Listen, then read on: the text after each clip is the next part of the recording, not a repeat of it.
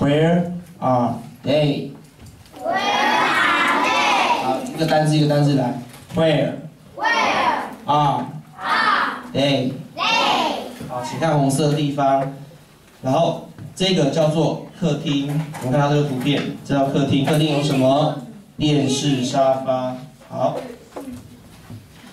They are in the living room. 句比较长，我们再念一次。They are in the living room. 好，单字我们一个一个来。They are in the living room. 好，这个我们把它特别抽出来，叫客厅。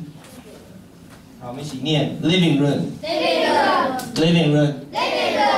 好，我们再一次哦，看黑色字的部分来。Where are they? Where are they? They are in the living room. 再一次 ，They are in the living room. 好，这一个是客厅，我们再讲一次客厅 ，living room。living room。好，这一句意思是他们在哪里？对，他们在客厅。那我可不可以换一个场所？可不可以？可以。你想换哪里？郑和美？啊 ？dining 的是什么地方？餐厅、饭厅。好，我们比较不常听到，但是我们有听过这样。kitchen 是哪里？厨房。好，我们试试看，同学给我们提供的两个地方，一个是 dining room， 一个是 kitchen， 我们试试看哦。那可不可以请其中帮我念后面的句子？好，我帮你念上，我们一起念上面的，请其中帮我念下面红色的。好，我们一起来哦。Where are they? 来，谢其中。Living room. They are in the living room 还是 dining room？living room 哈，那个 dining room 你回去查一下，好像我们比较少用到。好，那我们接着要帮彭博远，他说他在厨房哈。